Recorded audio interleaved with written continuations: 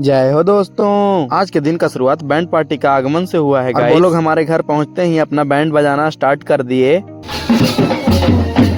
क्योंकि आज के दिन ही हमारे घर शादी है, तो आज के दिन शहनाइयाँ बजनी तो जरूरी है ना गाइस। फिर हमने पंडाल के पास आकर देखा तो यहाँ तो खाना का काउंटर बनाया जा रहा है गाइस, जो कि रात के पार्टी के लिए है। पर इसी बीच हमारे चाचा जी ने बताया कि हमारी गाड़ी बिल्कुल गंदी हो चुकी है, उसे धोना बहुत जरूरी है, क्योंकि आज की रात ही बारात आने वाली है। तो चाचा जी के बात का मद्देनजर रखते हुए हम लोग कार को धोने के लिए मंदिर के पास पहुँचे, जहाँ के हम और हमारे भाई और ड्राइवर भाई ने खूब बढ़िया से उसकी धुलाई की। गाड़ी को बिल्कुल चमका देने के बाद हम लोग घर आए, जहाँ आके हमने देखा खाना का काउंटर बनकर बिल्कुल रेडी है। फिर बारात रुकने वाले जगह पे हमने पानी के बोतल के सारे स्टॉक्स रखवाए। वैसे यहाँ भी एक पंडाल बना है गाइस, जो कि रात के ऑर्केस्ट्रा वगैरह के लिए है। फिर हम लोग 2 बड़े-बड़े जेरी कैन लेकर फ्यूल पंप पर गए, जहाँ से हमने डीजल लिया, क्योंकि जनरेटरों का संख्या बहुत ज्यादा है, तो हमें लार्ज अमाउंट में फ्यूल लेने होंगे। डीजल लेने के बाद हम लोग घर चले आए। घर आकर हमने बड़ा वाला जनरेटर में पहले डीजल डलवाया, फिर जलमासा वाला पंडाल का इंस्पेक्शन किया और घर चले आए। घर आकर हमने देखा बारात के स्वागत के लिए सारा तैयारी चालू हो चुका है गाइस। नीचे में फ्राइड ड्राई फ्रूट्स पैक हो रहे हैं और ऊपर में नाश्ता का पैकिंग चल रहा है। सारा नाश्ता का पैकिंग हो जाने के बाद हम लोग बारात रुकने वाले जगह पे सारा स्टॉक पहुंचा दिए, और फिर घर आकर हमने देखा कि यहाँ तो गेस्ट आने लगे हैं गाइस। फिर इसी बीच हमें इन्फॉर्मेशन मिला कि बारात भी आ चुकी है, तो हमने उनके स्वागत में जलमासा पे पहुंचे, जहाँ पे सबसे पहले समधी मिलन हुआ।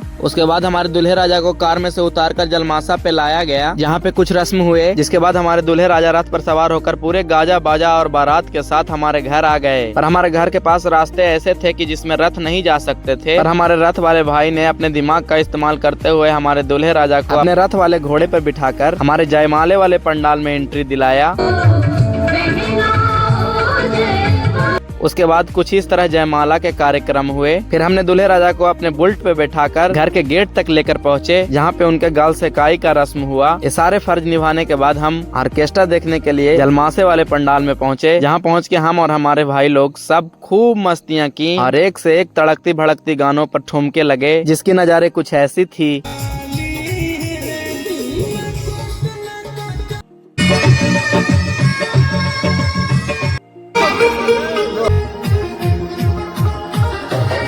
ये सब होते होते सुबह हो गई थी, तो अब विदाई का कार्यक्रम और रस्म चालू हुए। विदाई के रस्म हो जाने के बाद हमारे समधी साहब और बारात वाले लोग वापस अपने घर की तरफ लौट गए।